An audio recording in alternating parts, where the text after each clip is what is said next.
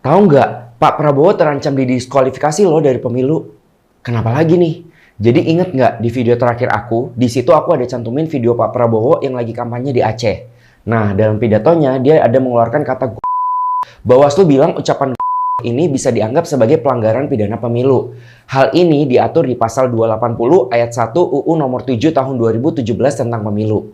Nah, kata Ketua Bawaslu Rahmat Bagja di gedung MK, kalau tentang menghina bisa dijerat pasal 280 UU Pemilu. Dari Pak Anies sendiri bilang dia nggak melaporkan hal ini. Menurut dia biar masyarakat yang menilai. Ada 5 hal yang bisa bikin paslon didiskualifikasi. Pertama, jika paslon melakukan tindak pidana larangan kampanye berdasarkan putusan pengadilan yang berkekuatan hukum tetap. Kedua, paslon dapat didiskualifikasi jika ada rekomendasi dari Badan Pengawas Pemilu atau Bawaslu jika terbukti di dalamnya melanggar pelanggaran secara terstruktur, sistematis, dan masif atau disebut TSM karena menjanjikan dan atau memberikan uang atau materi lainnya untuk mempengaruhi penyelenggara pemilu dan atau pemilih. Ketiga, melakukan pelanggaran administratif pemilu secara TSM berdasarkan putusan dari Bawaslu. Keempat, berkaitan dengan laporan dana awal kampanye pemilu ke KPU. Dan kelima, paslon bisa didiskualifikasi jika ada putusan MK soal perselisihan hasil pemilu. Tapi sepanjang sejarah Pilpres di Indonesia, belum ada ya yang pernah didiskualifikasi.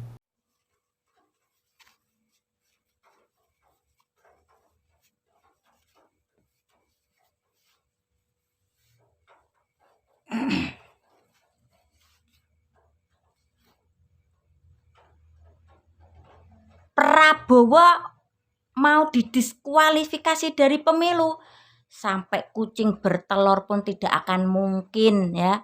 Satu, wah, ininya banyak kroni ya. Di era masa pemerintahan mertuanya pasti banyak di negara kita ini ya. Karena Prabowo masih powerful ya. Di samping ini juga kenalan-kenalannya kan pasti masih banyak ya. Susah untuk menumbangkan Prabowo ya. Lawang MK saja ditabrak kok. Apalagi pelanggaran-pelanggaran seperti ini. Maju terus. Ya itulah kubunya 02 ya. Menabrak, menabrak, menabrak, menabrak ya. Mencari pasangan yang lebih muda dengan nama besar presiden, anaknya presiden menabrak MK. Ada orang tuh yang dikorbankan di situ ya, entah siapa ya. Terus kenapa di usia sudah umur beliau ingin kekeh ingin berkuasa ya? Kalau ada kata-kata beliau yang bilang, "Ya Tuhan, berilah saya memimpin negara ini untuk memberi makan anak-anak Indonesia." Oi, kalau cuman sekedar ngasih makan, nggak perlu jadi pemimpin ya. Sekarang pun bisa, nggak harus jadi pemimpin ya. Atau enggak, kalau jadi pemimpin nggak pakai dana pribadi kan, pakai dana negara kan ya. Kalau menurut saya, ya saya nggak setuju ya. Orang tua yang membuat, kenapa harus pemerintah yang memberi makan? Biar para orang tuanya ini tanggung jawab, berani buat ya, berani mempertanggungjawabkan atas gizi anak-anaknya ya. Kalau seumpama ekonominya menengah ke bawah, ya jangan cegah untuk cegah untuk punya anak banyak ya, supaya kedepannya itu anak terjamin, masa depannya juga terjamin ya. Ya saya bilang seperti ini karena pengalaman pribadi saya ya. 2 kali saya dikecewakan dengan laki-laki. 2 anak saya perjuangkan gizinya ya. Saya sudah sering buat konten dulu ya.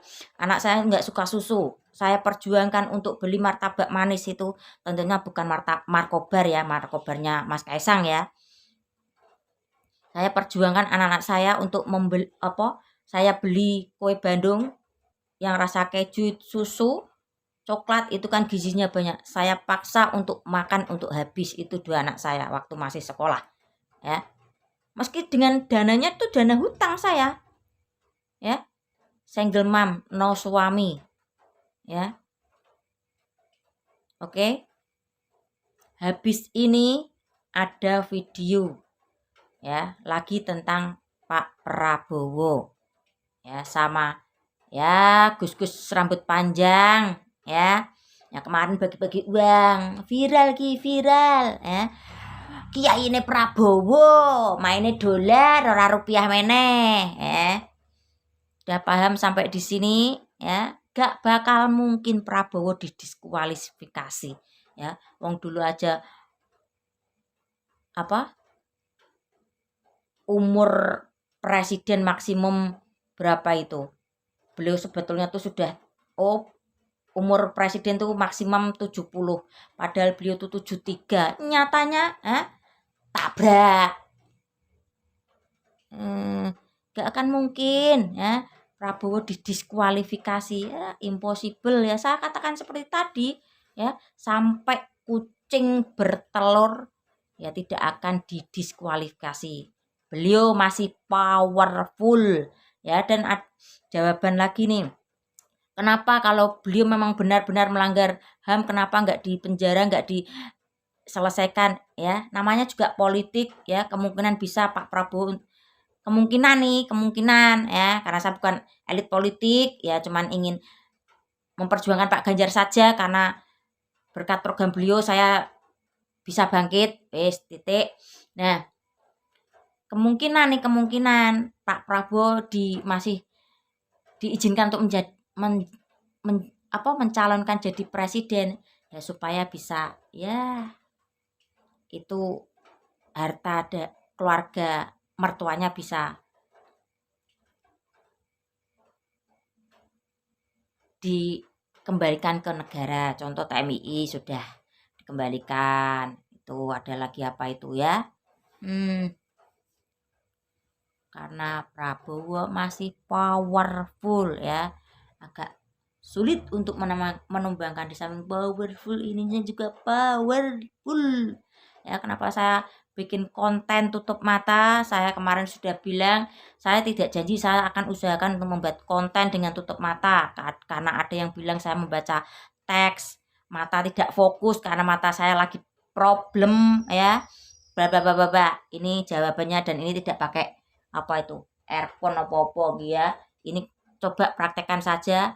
Hasduk dilipat berapa kali ini, bisa melihat enggak? Wes. Sudah 2 video saya, ya.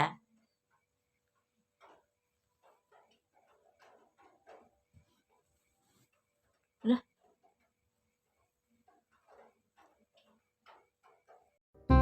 Tebak-tebakan berhadiah. Apa yang ada di dalam tas ini? Terlihat Pak Prabowo turun dari mobilnya. Tapi kira-kira apa yang ada di dalam tas ini, ya? Apa mungkin sayuran dan ikan? Karena mereka akan makan nasi liwet. Atau bukan apa-apa, sengaja agar bapak itu ada kerjaan saja. Dan hanya diisi koran-koran bekas, agar terlihat berisi. Atau kertas-kertas merah, yang bisa merubah hidup seseorang. Dari berlangganan internet, kuota harian.